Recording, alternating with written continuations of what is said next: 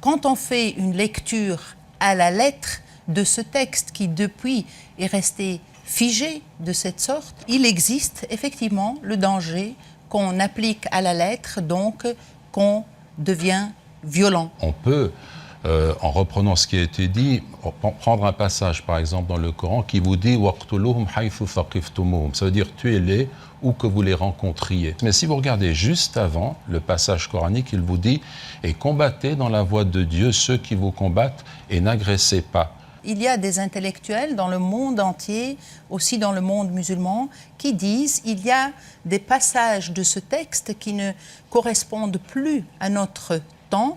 Il faut donc désacraliser ce texte et voir quels sont les obstacles que nous avons avec ce texte. On a fait cet effort par rapport à la Bible parce qu'il y a un problème d'authenticité. Dans l'islam, on n'a pas avec le Coran de problème d'authenticité. Lorsque je vous entends, M. Ramadan, dire qu'il y aura une sorte d'acte magique qui aurait prémuni le Coran d'une forme d'histoire dans sa composition et dans sa diffusion, moi, ça m'inquiète un petit peu.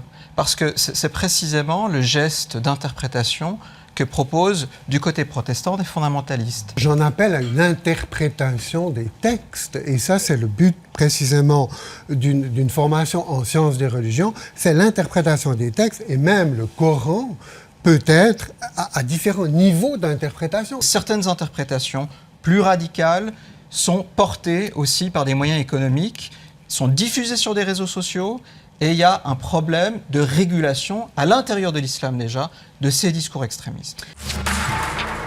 Je me souviens de l'émission qui a eu lieu ici en Chaufferot il y a 4 ans, où il y avait déjà ce même monsieur Ramadan à qui on avait posé la question sur la lapidation, s'il la sanctionnait ou pas. Eh bien, il nous avait répondu à l'époque qu'il ne pouvait pas contredire la parole de Dieu. Est-ce que c'est bien juste? Mais remarquez que la lapidation n'est pas mentionnée dans le Coran, mais dans la Bible.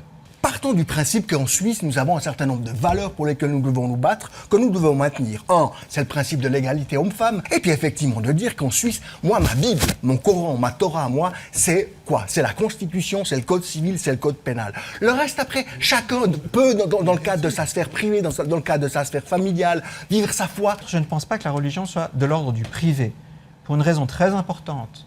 C'est que si les convictions, c'est quelque chose qui est important pour la vie des gens, alors il faut que ces gens puissent en parler dans l'espace public. Le problème qu'on a avec les religions, c'est lorsqu'elles sont refoulées dans la sphère privée, précisément.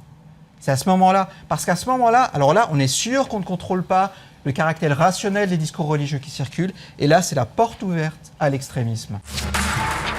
Reconnaître l'islam en Suisse, ça ne signifie pas avoir un clergé qui est financé par l'État.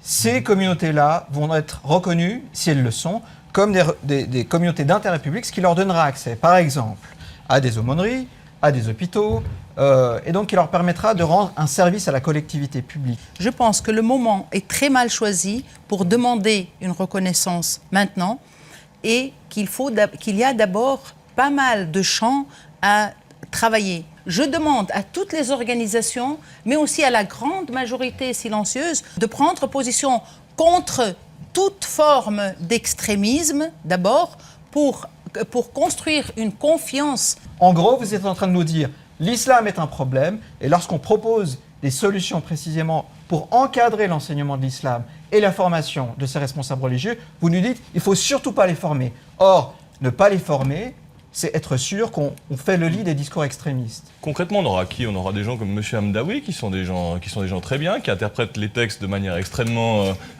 large. On aura des gens comme Madame, qui elle aussi a une interprétation très libérale de l'islam. Mais le problème, on n'a pas vraiment de problème avec ces gens-là. Les problèmes qu'on a, c'est avec des gens qui sont fondamentalistes.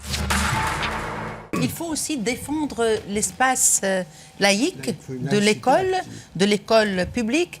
Par exemple, ces problèmes que vous avez touchés tout à l'heure avec le voile à l'école, les dispenses de natation, etc., ça peut se régler. C'est-à-dire, l'école doit avoir la compétence de dire, voilà, c'est comme ça que ça fonctionne ici. Si une musulmane porte le voile de façon volontaire, cela fait partie de sa pratique, de sa compréhension de l'islam. C'est un droit fondamental qui est garanti par l'article 18 de la Déclaration des droits de l'homme. Je ne vais pas tolérer non plus dans les classes une burqa parce que j'ai envie de reconnaître mes élèves. Lorsqu'on incarne une figure d'autorité et de responsabilité qui est liée à l'État, on a affiché une forme de neutralité. Par contre, je n'ai aucun problème avec le fait que des étudiants puissent avoir des signes religieux en classe pour une raison très simple, c'est qu'ils ne représentent qu'eux-mêmes, ils ne représentent pas l'État.